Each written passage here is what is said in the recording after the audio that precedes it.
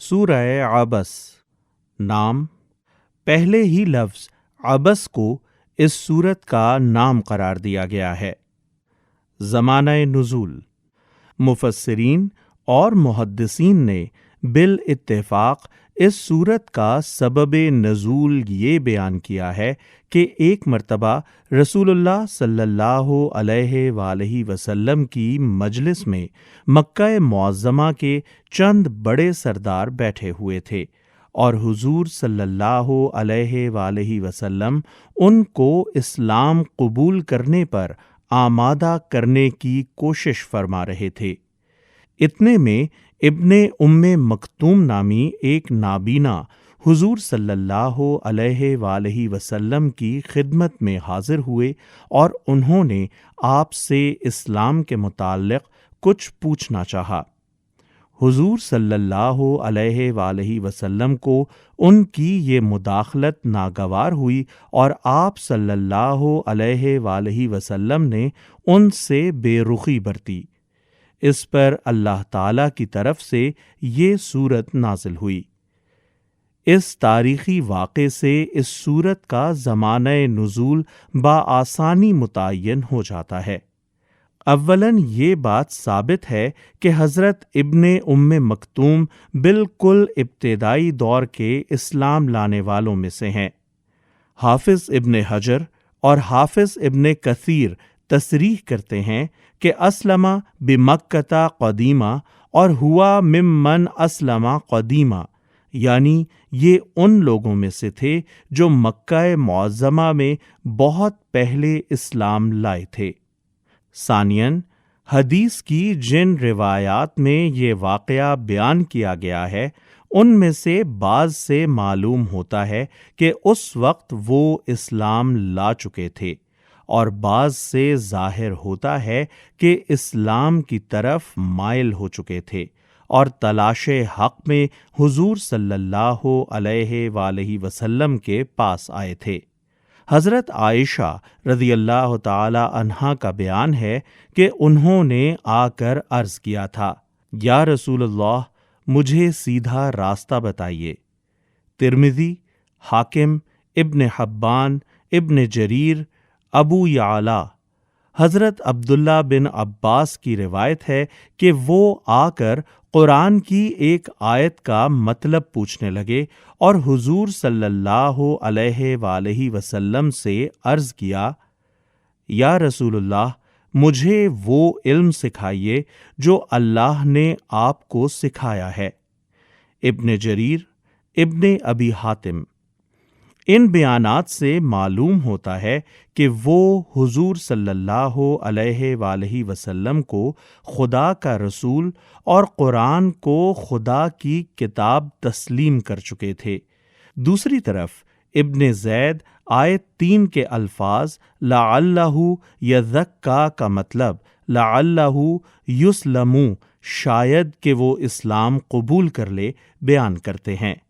ابن جریر۔ اور اللہ تعالیٰ کا اپنا یہ ارشاد بھی ہے کہ تمہیں کیا خبر، شاید وہ سدھر جائے یا نصیحت پر دھیان دے، اور نصیحت کرنا اس کے لیے نافع ہو، اور یہ کہ جو خود تمہارے پاس دوڑا آتا ہے اور وہ ڈر رہا ہوتا ہے، اس سے تم بے رخی برتتے ہو۔ اس بات کی طرف اشارہ کرتا ہے کہ اس وقت ان کے اندر طلب حق کا گہرا جذبہ پیدا ہو چکا تھا۔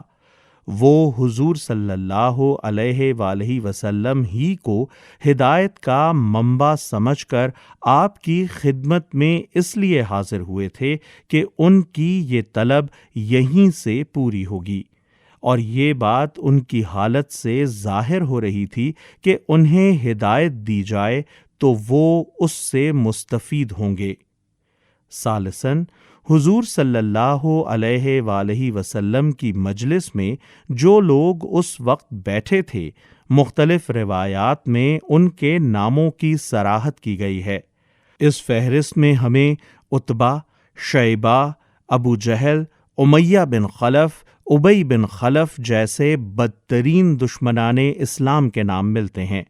اس سے معلوم ہوتا ہے کہ یہ واقعہ اس زمانے میں پیش آیا تھا جب رسول اللہ صلی اللہ علیہ وآلہ وسلم کے ساتھ ان لوگوں کا میل جول ابھی باقی تھا، اور کشمکش اتنی نہ بڑھی تھی کہ آپ کے ہاں ان کی آمد و رفت اور آپ کے ساتھ ان کی ملاقاتوں کا سلسلہ بند ہو گیا ہو۔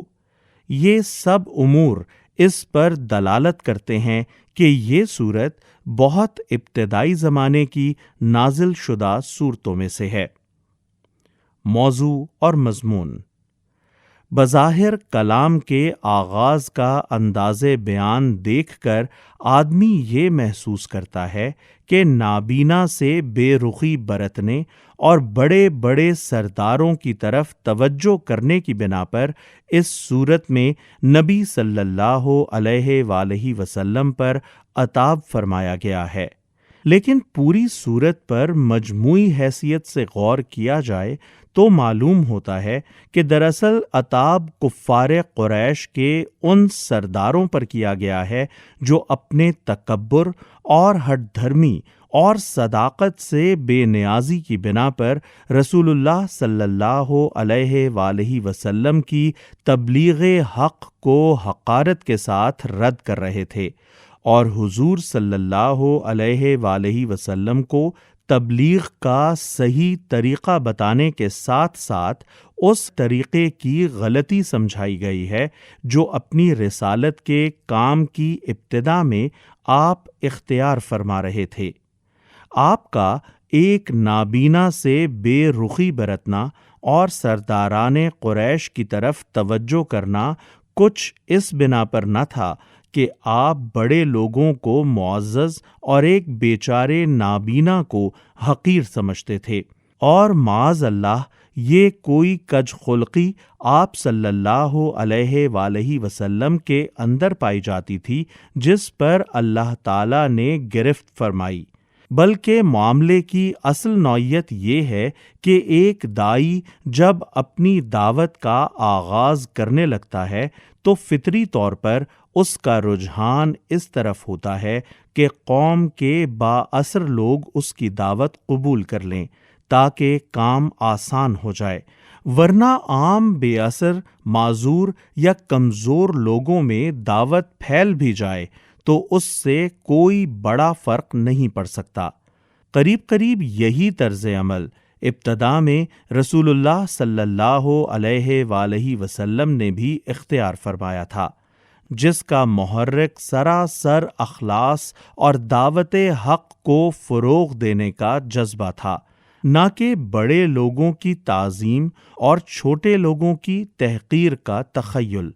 لیکن اللہ تعالیٰ نے آپ صلی اللہ علیہ وآلہ وسلم کو سمجھایا کہ اسلامی دعوت کا صحیح طریقہ یہ نہیں ہے، بلکہ اس دعوت کے نقطۂ نظر سے ہر وہ انسان اہمیت رکھتا ہے جو طالب حق ہو، چاہے وہ کیسا ہی کمزور، بے اثر یا معذور ہو، اور ہر وہ شخص غیر اہم ہے جو حق سے بے نیازی برتے، خواہ وہ معاشرے میں کتنا ہی بڑا مقام رکھتا ہو۔ اس لیے آپ اسلام کی تعلیمات تو ہانکے پکارے سب کو سنائیں، مگر آپ کی توجہ کے اصل مستحق وہ لوگ ہیں جن میں قبول حق کی آمادگی پائی جاتی ہو، اور آپ کی بلند پایہ دعوت کے مقام سے یہ بات فروتر ہے کہ آپ اسے ان مغرور لوگوں کے آگے پیش کریں جو اپنی بڑائی کے گھمنڈ میں یہ سمجھتے ہوں کہ ان کو آپ کی نہیں بلکہ آپ کو ان کی ضرورت ہے۔ یہ آغاز سورت سے آیت 16 تک کا مضمون ہے۔ اس کے بعد آیت 17 سے براہ راست عتاب کا رخ ان کفار کی طرف پھر جاتا ہے جو رسول اللہ صلی اللہ علیہ وآلہ وسلم کی دعوت کو رد کر رہے تھے۔ اس میں پہلے اس رویے پر انہیں ملامت کی گئی ہے جو وہ اپنے خالق و رازق پروردگار کے مقابلے میں برت رہے تھے، اور آخر میں ان کو خبردار کیا گیا ہے کہ قیامت کے روز وہ اپنی اس روش کا کیسا ہولناک انجام دیکھنے والے ہیں۔ بسم اللہ الرحمن الرحیم۔ اللہ کے نام سے جو بے انتہا مہربان اور رحم فرمانے والا ہے۔ عبس وتولی، ترشرو ہوا اور بے رخی برتی، ان جاءہ الاعمی، اس بات پر کہ وہ اندھا اس کے پاس گیا۔ بعد کے فقروں سے معلوم ہو جاتا ہے کہ ترش روی اور بے رخی برتنے والے خود نبی صلی اللہ علیہ وآلہ وسلم تھے۔ جن نابینا کا یہاں ذکر کیا گیا ہے وہ حضرت ابن ام مکتوم تھے، جو حضرت خدیجہ کے پھپھی زاد بھائی تھے۔ نبی صلی اللہ علیہ وآلہ وسلم اس وقت کفار مکہ کے بڑے بڑے سرداروں کو دین اسلام کی دعوت دینے میں مشغول تھے کہ اتنے میں یہ نابینا حاضر ہوئے اور انہوں نے کچھ سوالات کرنے چاہے۔ حضور صلی اللہ علیہ وآلہ وسلم کو اس موقع پر ان کی یہ مداخلت ناگوار گزری۔ وما يدريك لعله يزكى، تمہیں کیا خبر شاید کہ وہ سدھر جائے، او يذكر فتنفعه الذكرى، یا نصیحت پر دھیان دے اور نصیحت کرنا اس کے لیے نافع ہو۔ اما من استغنى، جو شخص بے پروائی برتتا ہے، فأنت له تصدى، اس کی طرف تو تم توجہ کرتے ہو۔ وما عليك ألا يزكى، حالانکہ اگر وہ نہ سدھرے تو تم پر اس کی کیا ذمہ داری ہے۔ وَأَمَّا مَن جَاءَكَ يَسْعَى، اور جو خود تمہارے پاس دوڑا آتا ہے وَهُوَ يَخْشَى، اور ڈر رہا ہوتا ہے، فَأَنْتَ عَنْهُ تَلَهَّى، اس سے تم بے رخی برتتے ہو۔ كَلَّا إِنَّهَا تَذْكِرَةٌ، ہرگز نہیں، یعنی ایسا ہرگز نہ کرو، خدا کو بھولے ہوئے اور اپنی دنیوی وجاہت پر پھولے ہوئے لوگوں کو بے جا اہمیت نہ دو۔ نہ اسلام کی تعلیم ایسی چیز ہے کہ جو اس سے منہ موڑے اس کے سامنے اسے بالحاح پیش کیا جائے، اور نہ تمہاری یہ شان ہے کہ ان مغرور لوگوں کو اسلام کی طرف لانے کے لیے کسی ایسے انداز سے کوشش کرو جس سے یہ اس غلط فہمی میں پڑ جائیں کہ تمہاری کوئی غرض ان سے اٹکی ہوئی ہے۔ یہ مان لیں گے تو تمہاری دعوت فروغ پا سکے گی، ورنہ ناکام ہو جائے گی۔ حق ان سے اتنا ہی بے نیاز ہے جتنے یہ حق سے بے نیاز ہیں۔ یہ تو ایک نصیحت ہے۔ فَمَن شَاءَ ذَكَرَهُ، جس کا جی چاہے اسے قبول کرے۔ فِي صُحُفٍ مُكَرَّمَةٍ، یہ ایسے صحیفوں میں درج ہے جو مکرم ہیں، مرفوعة مطهرة، بلند مرتبہ ہیں، پاکیزہ ہیں، یعنی ہر قسم کی آمیزشوں سے پاک ہیں۔ ان میں خالص حق کی تعلیم پیش کی گئی ہے، کسی نوعیت کے باطل اور فاسد افکار و نظریات ان میں راہ نہیں پا سکے ہیں۔ بِأَيْدِي سَفَرَةٍ، معزز اور نیک کاتبوں کے، كِرَامٍ بَرَرَةٍ، ہاتھوں میں رہتے ہیں۔ ان سے مراد وہ فرشتے ہیں جو قرآن کے ان صحیفوں کو اللہ تعالیٰ کی براہ راست ہدایت کے مطابق لکھ رہے تھے، ان کی حفاظت کر رہے تھے اور رسول اللہ صلی اللہ علیہ وآلہ وسلم تک انہیں جوں کا توں پہنچا رہے تھے۔ قتل الانسان ما اکفرہ، لعنت ہو انسان پر، یہاں سے عتاب کا رخ براہ راست ان کفار کی طرف پھرتا ہے جو حق سے بے نیازی برت رہے تھے۔ اس سے پہلے آغاز سورت سے آیت 16 تک خطاب نبی صلی اللہ علیہ وآلہ وسلم سے تھا اور عتاب درپردہ کفار پر فرمایا جا رہا تھا۔ اس کا انداز بیان یہ تھا کہ اے نبی، ایک طالب حق کو چھوڑ کر آپ یہ کن لوگوں پر اپنی توجہ صرف کر رہے ہیں؟ یہ تو دعوت حق کے نقطہ نظر سے بالکل بے قدر و قیمت ہیں۔ ان کی یہ حیثیت نہیں ہے کہ آپ جیسا عظیم القدر پیغمبر قرآن جیسی بلند مرتبہ چیز کو ان کے آگے پیش کرے۔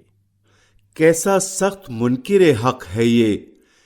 من ای شیء خلقہ، کس چیز سے اللہ نے اسے پیدا کیا ہے؟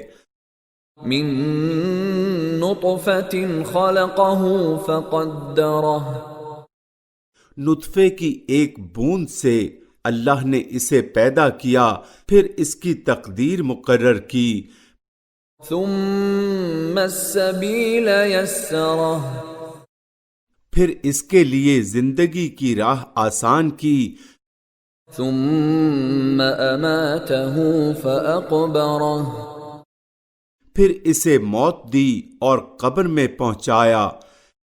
ثم اذا شاء انشرہ، پھر جب چاہے وہ اسے دوبارہ اٹھا کھڑا کر دے۔ کلا لما یقض ما امرہ، ہرگز نہیں، اس نے وہ فرض ادا نہیں کیا جس کا اللہ نے اسے حکم دیا تھا۔ فلینظر الانسان الی طعامہ، پھر ذرا انسان اپنی خوراک کو دیکھے۔